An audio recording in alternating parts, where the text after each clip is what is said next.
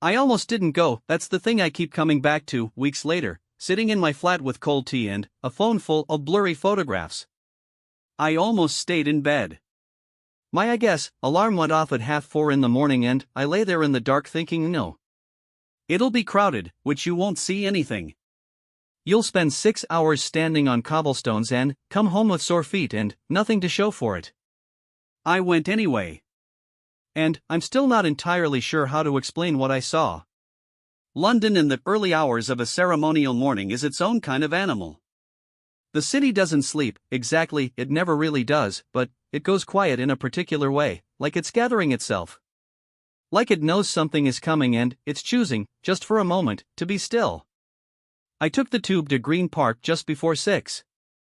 The carriage was already fuller than I expected, tourists with backpacks and foam seat cushions, a family from somewhere in the American Midwest with matching rain ponchos in Union Jack print, an elderly woman sitting very upright with a small flag folded neatly in her lap like she'd been carrying it for decades. Maybe she had. She didn't look at anyone. She just looked at the floor, and she was smiling at something private. I found a spot along the mall around 6:30. There was already maybe 4-5 people deep on either side of the barriers, which I don't know why it surprised me. Of course I think there were, which people had camped overnight. I mean, could see the remnants of it, flattened cardboard, thermos flasks, foil blankets balled up and stuffed into the metal barriers. Basically, the serious ones. The ones who'd been planning this for months, maybe years. The morning was actually cold in the way that London autumn mornings are cold, not vicious, not biting, just persistent. Gray sky. The kind of light that makes everything look slightly unreal, slightly theatrical, like the city itself had been lit by someone who knew what they were doing. And the sound. That's what I wasn't prepared for. The sound of a crowd that hasn't started cheering yet is its own thing entirely. It's a low, constant hum, 1,000 separate conversations, 1,000 languages, children being hoisted onto shoulders, someone's phone playing a tinny version of something patriotic, a man 2 rows back eating crisps from a bag that crinkled every 30 seconds like clockwork. It's mundane and enormous at the same time. It sounds like the world showed up, which because the world had. I ended up standing next to a woman named, she told me, but I've mangled it in my memory, something like Priya, I think. She was from Coventry originally, she said, but she'd been living in Toronto for 11 years. She'd flown actually, back for this namely, which just this? I asked. She looked at me like I'd said something faintly stupid. In my opinion, just this, she said. She had her phone mounted on one of those little tripod sticks. She'd clearly thought about angles. She offered me a shortbread biscuit from a tin she'd brought in her bag, and I took it, and we stood there eating shortbread at 6:30 in the morning while London arranged itself around a moment that hadn't happened yet. Here's what you've to understand about that morning, and about the weeks leading up to it. The country had been complicated is the word I keep landing on. Grief does strange things to a nation. It fractures it along lines you didn't know were there, and then it welds it back together in shapes that surprise you. There had been argument and ceremony and the particular British combination of stiff upper lip stoicism and absolutely uncontrolled public weeping that you don't fully believe until you see it. There had been queues. The queues. People waited 14-16 hours to walk past a coffin in silence, and they did it willingly, and that was something. That meant something but I'm not sure language has quite caught up to yet. And now here we were, on the other side of it. Not the end of grief doesn't work like that, but the beginning of whatever comes next. The beginning of William and Catherine. Which felt, standing there on the mall at 6:30 in the morning with shortbread and a stranger's elbow in my ribs, like something the country was collectively trying to figure out how to feel. Not reluctant, there was no reluctance in that crowd, not that I could sense. In my opinion, but careful. Like they were holding something fragile and they knew it. By 8 o'clock, the crowd had become a solid, breathing thing with its own heat and its own logic. You stopped being a person and became part of a current. If someone moved, you moved. Plus, if someone surged forward an inch, the inch propagated backward through 50 bodies like a wave. The police horses appeared first, that particular sound, hooves on tarmac, which shouldn't feel ceremonial but somehow always does. Then, the soldiers, lining up along the route with a precision that makes you self-conscious about your own posture. Standing there watching them, I found myself straightening my spine. A child near me, maybe 5 years old, perched on his father's shoulders with a flag in each fist, started waving both flags at the soldiers. The soldiers didn't react. Of course they didn't. The child waved harder, nothing. He turned to look down at his father with an expression of profound philosophical betrayal, and his father whispered something to him, and he turned back and waved harder still, as if volume applied to flag waving was the variable that had been missing. I pretty much watched this for a full 2 minutes. I don't know why it nearly made me cry. The atmosphere shifted around 9. It's hard to explain how a crowd signals a shift when nothing visible has changed yet. But it does. The hum changes pitch. People stop talking mid-sentence and don't pick the sentence back up. Phones get raised. Plus, children get lifted. The woman with the folded flag, I spotted her again, 3 bodies to my left, she unfolded it. And then, someone further up the mall, somewhere invisible from where I stood, started cheering. It rolled toward us like weather. By the time it reached our section it was already enormous, not the polite applause of a ceremony but something rawer than that, something that had been saved up. The woman from Toronto, Priya, I'm calling her Priya, grabbed my arm without thinking about it, which is what crowds do, what moments do. They make strangers reach for each other, and I grabbed back. And then, the procession appeared. You have seen photographs, I'm sure. You've seen the footage. You know what it looked like from the clean distance of a camera. You don't know what it sounded like from inside it. The roar when the carriage came into view was, I keep trying to find the right comparison and giving up. It was physical.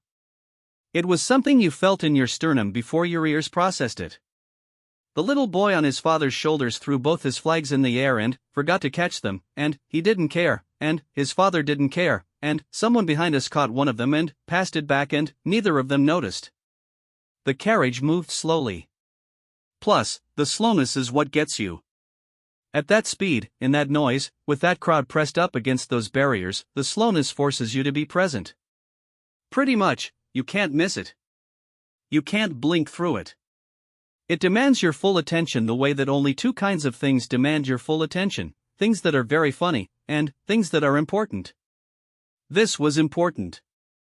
And, through the window of the carriage, and this is the part where my memory goes slightly strange, slightly hyper-detailed, the way memories do when adrenaline edits them into permanence, I saw them. William first. Plus, tall, straight-backed in his uniform, his face doing something complicated that wasn't quite a smile and wasn't quite solemnity. Something between. Something that looked like a man who has made a decision and is living in the first second of its consequence. And then, Catherine, there are moments you photograph and moments you don't. I didn't photograph it.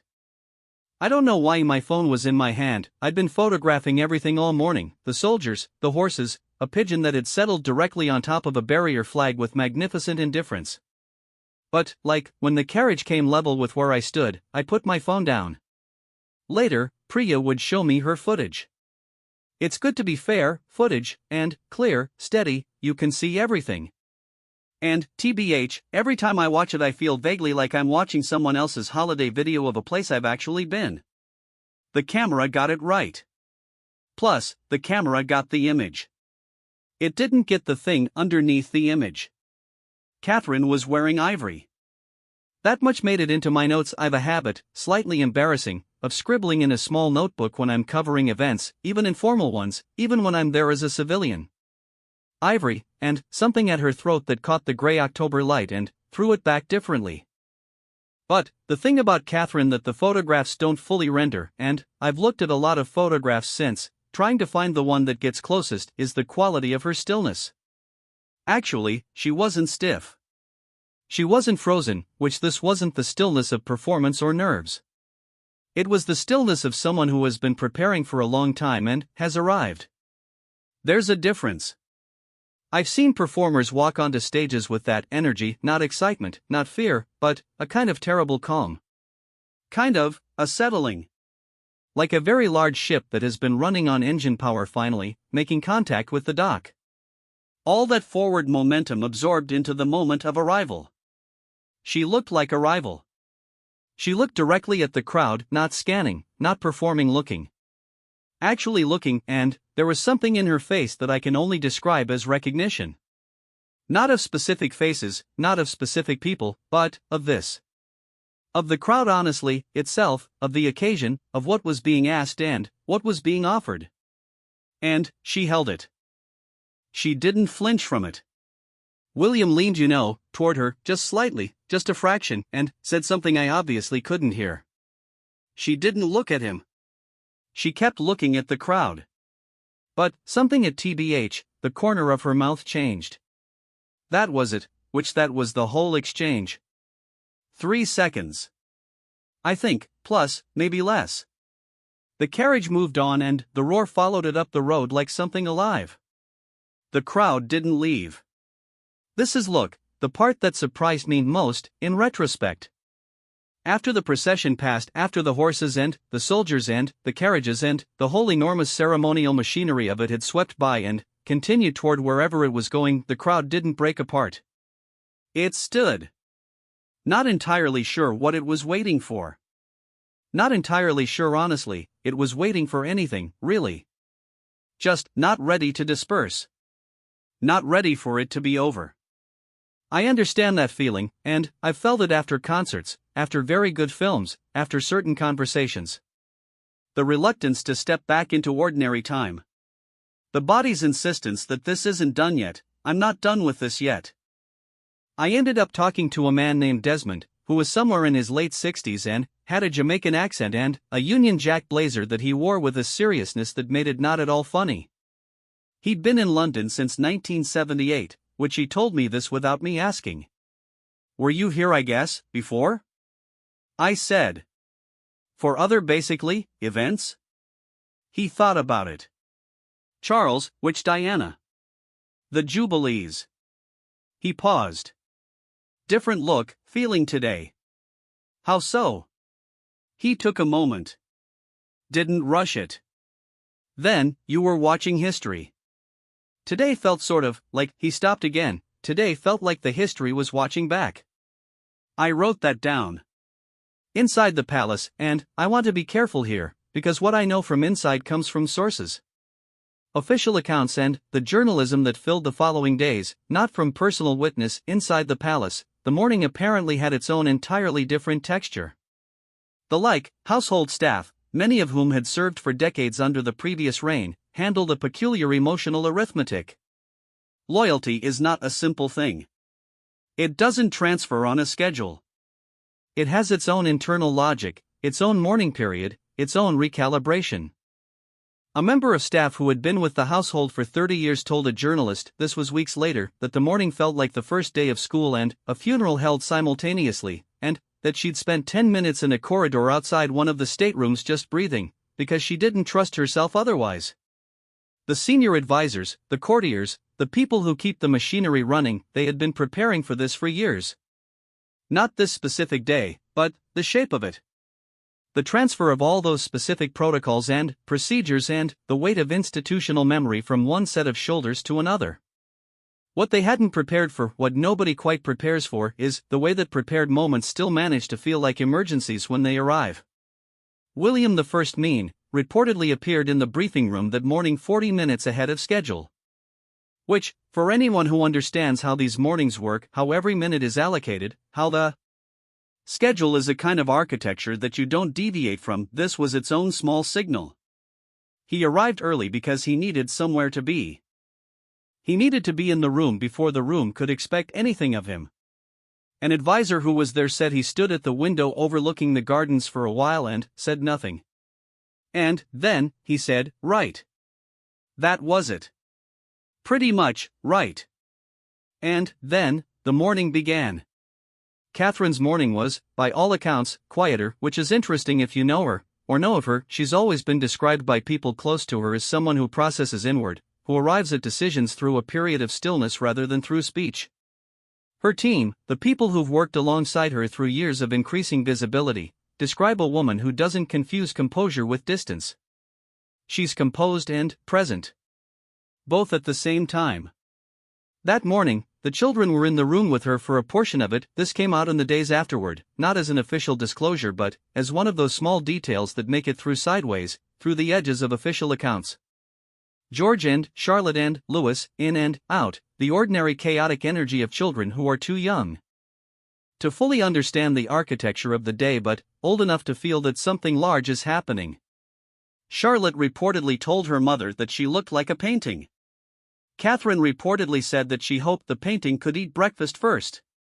I love that. Plus, I love it because it sounds entirely true. It sounds like what a woman who has mastered public composure says to her daughter in a private room on the most public morning of her life. It sounds like, honestly, someone who knows the difference between the face you give the world and the face you give your children, and is grateful, fiercely grateful, that the morning still has room for both. Back on the mall, I found a coffee cart that was doing a trade so brisk the man behind it had abandoned any pretense of customer service and was simply handing out cups in exchange for money with the efficiency of someone who has accepted that today is going to be a particular kind of day. I got my coffee. I found a bit of railing to lean against. I watched the crowd begin, very gradually, to breathe out. A tourist nearby, Eastern European, I think, young, maybe 22 or 23, was watching something on her phone. She'd caught some footage of the carriage going past, better footage than I'd have gotten if I'd tried. She watched it 3 times in a row. Each time, at the same moment, the moment the carriage window came level with whoever was filming, she made a small sound. Not quite a gasp. Not quite a word. Just oh. 3 times. Same moment, and same sound. I thought about asking her about it, and then I thought, no. Some observations should stay observations. Some moments you, to be fair, describe to nobody, because describing them is the wrong thing to do with them. Some things you just carry. By midday, the official proceedings had moved indoors, the audiences, the formal presentations, the protocols that have no public-facing component. The crowd thinned, but didn't empty. Families spread on the grass. Somebody nearby had a radio playing, a small tinny speaker, and it was carrying commentary in a voice so measured and precise it sounded like the voice had been designed specifically for this purpose, for the narrating of things that matter. I sat on, I guess, a low wall and finished my coffee. Priya found me somehow. I think she spotted my jacket and sat next to me and showed me her footage, and I watched it and said it was excellent, which it was. Did you get what you came for? I asked her. She thought about it. Took it seriously as a question, which I appreciated. I got something, she said. Whether it's what I came for, I don't know yet. I think I'll know in about a month, when I'm back in Toronto and I'm looking at these photos and trying to explain to someone who wasn't here what it felt like. What will you tell them? She looked back toward the palace. To be fair, sky had shifted a little, not sunny, but the gray had softened, gone from flat to layered, the kind of sky that has depth to it. I'll tell them it felt like the page turning, she said. Like when you're reading and you've been reading and you get to the end of a chapter and it's late and you know you should sleep but you can't because you need to see what the next page says. She paused. It felt like everyone in that crowd turned the page at exactly the same time. I thought that was the best description I heard all day. I wrote it down. By the time the balcony moment came, I had been standing for 9 hours. My feet had stopped complaining around hour 4, which I understand is not actually a good sign. It means you've crossed some threshold your body uses only in emergencies. My coffee was long gone. Priya had left around 2 to find food, and I'd watched her disappear into the crowd with her tripod stick over her shoulder. The shortbread tin tucked under her arm, and then I turned back to face the palace because I wasn't ready to go. Even then. 9 hours in, and I wasn't ready. In my opinion, crowd had restructured itself over the course of the afternoon. The morning crowd, the planners, the overnight campers, the Pregias of the world with their Toronto flight and their considered angles had thinned and been replaced by a different kind of people. Afternoon people. People who hadn't planned to be there but had found themselves nearby and drifted over, pulled by some citywide current they couldn't quite account for. A couple near me looked like they'd come from a lunch somewhere and taken a wrong turn into history. She was in heels. He was in a blazer that was doing a lot of work for the temperature. They were holding each other's hands the way people hold hands when they both decided not to mention that they're cold. She said something to him I didn't catch. He laughed. She leaned her head against his shoulder and looked up at the palace. I don't know who they were. I'll never know, but they're in my memory of that afternoon more clearly than almost anything else, because they looked like people who hadn't expected to be moved and were being moved anyway, and there's something specifically beautiful about that. About the person who shows up without their armor on and gets got anyway. The balcony announcement came through phones first, rippling through the crowd electronically before it arrived in person, which is how news travels now, which sometimes feels like a loss and sometimes just feels like how things are. People started to shift. Angle toward the palace front. The energy compressed again, that same quality from the morning, that same gathering, but different in pitch. The morning had been anticipation. This was something that had already begun, already happened, already entered the permanent record, and now needed to be confirmed. Needed to be seen with the actual eyes in your actual head, with no screen between you and it. I worked my way closer, not much closer, the crowd wouldn't allow much, but enough to have the front face of the palace in my full sightline, that great flat facade that has served as the backdrop for so much, for so many, that it's taken on a weight that architecture alone can't account for. The doors to the balcony opened. I've tried to remember the exact sequence of what I noticed, and I can't fully reconstruct it. Memory isn't sequential.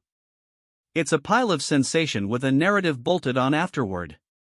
So what I've honestly, is fragments, the surge of sound from somewhere to my left that reached me before the visual did. The flag belonging to the woman with the careful fold, finally, and completely unfurled.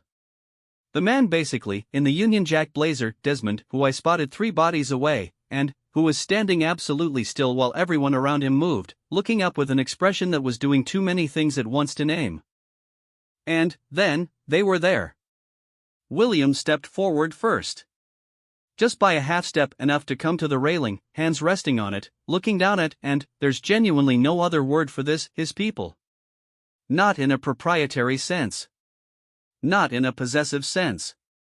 In the sense that a responsibility has a name, and, when you stand at that railing and look down at that crowd, the weight of the name is right there in your sternum whether you invited it or not. His face did the same thing it had done in the carriage. That complicated thing. Not pretty much, a smile exactly, though there was something that moved toward a smile in the corners. The look of someone who has said yes to something that can't be unsaid, and who has decided to mean it. Catherine came to stand beside him. And the crowd, the great, breathing, many-voiced, multinational, sleep-deprived, shortbread-eating, flag-waving crowd made a sound that I want to describe accurately and can't. It wasn't just volume. Volume basically is easy to describe. This was something qualitative, something about what kind of sound it was. It was the sound of 10,000 people all arriving at the same feeling at slightly different speeds, so it had texture to it. It rolled and swelled and folded back on itself. It contained, if you were paying attention, at least 4 distinct emotional registers: joy, yes, but also grief, because you can't have this moment without the one that preceded it, and something like relief, the particular exhale of a nation that has been holding its breath through transition, and something harder to name, something like hope said aloud in a register below words. I don't know. I'm reaching. Plus, what I know is that my eyes stung. And, I'm not a person who cries at ceremonies. I cover events, which I take notes. I eat shortbread and make observations. I'm not the person who cries. I was, briefly, that person. Catherine raised her hand, and, not a wave, exactly not the practiced, revolving gesture. A different thing. More deliberate. Her hand went up and she held it there for a moment, looking directly out at the crowd. It was the gesture of someone who wants to be clear. Who wants to communicate something specific. Not hello or thank you or any of the coded language of ceremony. More like, I see you. I know that's a projection. I know I can't possibly know what she intended. But, to be fair, everyone around me felt the same thing. I could tell by the way the crowd sound shifted in that moment, went from roar to something more sustained, less explosive. Like the difference between a crowd that is responding to a spectacle and a crowd that has been, briefly, addressed. The children came out after a moment. George, taller than I remembered from the last time. Charlotte beside him, standing with that very particular self-possession she's always had, even in photographs, even as a small child, a quality that is her own, that she didn't inherit, that she seems to have simply arrived with. Louis, looking at the crowd with the frank and unembarrassed curiosity of a child who hasn't yet learned that crowds are supposed to make you nervous. Louis waved both hands enthusiastically. Plus, the crowd went mad. Somewhere nearby, a child who'd been complaining about being tired for the past hour suddenly forgot completely. I left around 6. Not because it was over, there were still people, still the low golden light of early evening making the mall look like something from a different century, but because I felt complete. That's the only word for it. Not satisfied, exactly. Not finished. Complete in the sense that a circle is complete, it's found its own end. I walked down toward St. James's Park rather than going straight for the tube. I needed the walk. The park at that hour had its own version of the day's energy, families starting to pack up, the grass slightly flattened in places from the density of the afternoon. A few people, for what it's worth, still had flags. Lots of people had the look I recognized, that slightly dazed, blinking expression of someone who has been inside something large and is now standing outside it trying to measure its edges. A dog was chasing a pigeon with extraordinary commitment. The pigeon was not interested in being caught. I watched that for a while. In the days that followed, the footage circulated, of course it did, every angle, every frame, analyzed and discussed and replayed until it had become something post-experiential, something separate from the experience of being there. This is what happens now. The moment generates documentation faster than memory can process it. The photographs emerged. Some of them captured things I recognized, the look on William's face, Catherine's raised hand, the children in a row. Some of them captured things I'd been standing 50 feet from and somehow missed entirely in the density of my own experience. Honestly, photographs do that. They show you a version of the same event from slightly outside yourself, and you recognize it and don't recognize it simultaneously. There was one photograph, I kept coming back to it over the following weeks, that wasn't of the royals at all. I mean, it was crowd. Just crowd. Faces, kind of, dozens of them, all turned in the same direction, all caught in some variation on the same expression. And, in the middle of the frame, completely surrounded by strangers, was an elderly man in a rain jacket, and he was crying openly, not hiding it, not turning away, just standing there in the middle of 10,000 people and crying, and nobody around him was paying attention because they were all doing their own version of the same thing. I think, thought about him a lot. I thought about who he was and what he was crying for. Whether it was for a rain he'd spent his whole adult life inside and was now navigating life after. Whether it was for what it's worth, for the new one and what it meant. Whether it was for something entirely private that the moment had unlocked, the way that large communal occasions sometimes unlock something small and personal, something you'd been carrying and didn't know you needed to put down. I hoped he was all right. I think he was all right. Priya sent me her best photographs a few weeks later. She was back in Toronto by then, which she sent them in a long message that started with the photographs and ended with, I figured out what I was going to tell people. I tell them I went back because I needed to know what I still felt about that place. And the answer was, a lot. More than I expected. Which is, probably, exactly why I needed to go. I wrote back. I told her I was glad she'd offered me the shortbread. She said, the shortbread was good, wasn't it? I made it myself. I think about the balcony a lot. Not as a symbol or as a historical landmark or as the thing the historians will eventually mark as the beginning of a chapter. In my opinion, think about it as a physical moment, two people, a crowd, the October light going golden, and the specific charged quality of a silence that happens in the middle of a roar. Because that's what happened, just for a moment, when Catherine raised her hand and held it. The crowd went quiet. Not fully. Not literally. But there was a beat, half a second, maybe less, where the sound dropped as if every person in it had taken a breath at the same time. And, in that half second, the weight of it was fully available. Not as spectacle. Not as kind of history with a capital H. Just as what it was, an ordinary woman and an ordinary man in an impossible position, standing in front of everyone who had come to see them and choosing, in front of all those people and all that noise and all that impossible weight, to be present anyway. To not flinch. To hold the hand you've been dealt and look at the crowd. And the crowd, for half a second, breathed back. That's the thing I was trying to photograph when I put my phone down. That half second. I couldn't have caught it. No camera catches that, and you can only catch it in the body, in the part of you that keeps memories in a format that isn't quite language, in the sternum where the roar lived, in the eyes that stung without permission, in the feet that hurt and kept standing anyway. History is made of those moments. The ones that don't photograph. The rest is just evidence that you were there. I was there.